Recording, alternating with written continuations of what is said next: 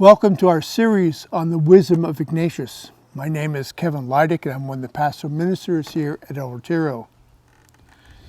During this time of pandemic, we may be drawn to pray more often. We desire to become more familiar with Jesus, to get to know Jesus in more intimate ways. Not just remaining in objective knowledge, like where he lives, what he says, but getting to know Jesus personally, so that our loyalty, identity, and personal intimacy with Jesus is enhanced. So we can listen for the personal communication of Jesus to each one of us in his voice of love, loving desires, loving feelings, and loving thoughts. And these are language of Jesus. How do we get to know a person like Jesus? There are different ways of gaining knowledge. When I wish to know the multiplication tables, I memorize them. I wish to know how to play golf or a musical instrument, I practice this activity. But when getting to know a person, we do not memorize a person or practice the activity, but rather we spend time with the person. And when we want to get to know Jesus more personally, we spend time with Jesus, principally through our imagination. Spending time with Jesus through our imagination is at the heart of what Ignatius meant by contemplative prayer or contemplation.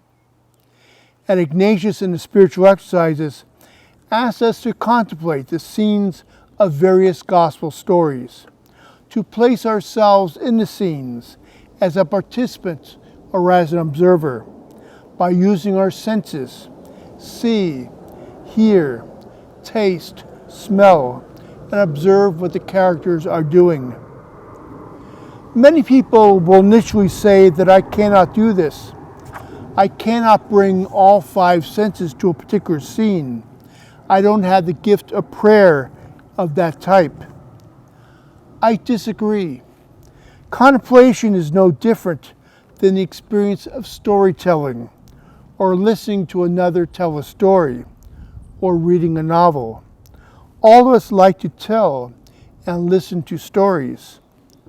When listening or telling a story, we don't necessarily use all five of our senses, but only those senses that apply to the story. When I describe a ball game, I describe what I see and what I hear.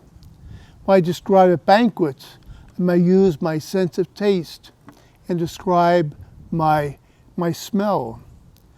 We use only those senses that apply to the story.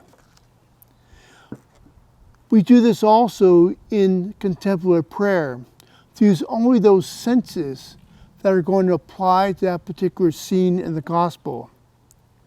But one sense that Ignatius does not emphasize directly, because his contemporary culture was not as attentive to it as our present contemporary culture, due to our awareness of psychology and role of emotions, is to ask, how does a character feel and experience in a story? For example, the story Bartimaeus. What does he feel and experience when he cries out to Jesus? What does he feel when he's shunned by the crowd?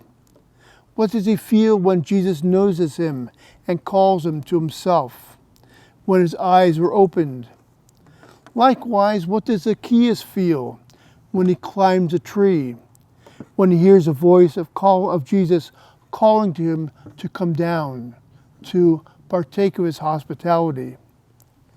In my history of praying over the years, imagining the feelings of characters and also the feelings of Jesus within the gospel stories is a very fruitful way to enter into prayer, and is at the heart of contemplation, and corresponds very fruitfully to my desire of getting to know Jesus more intimately, so I can follow and love Jesus with greater fruitfulness. May the gift of gospel contemplation bring you closer to Jesus during these days of challenge. Thank you very much.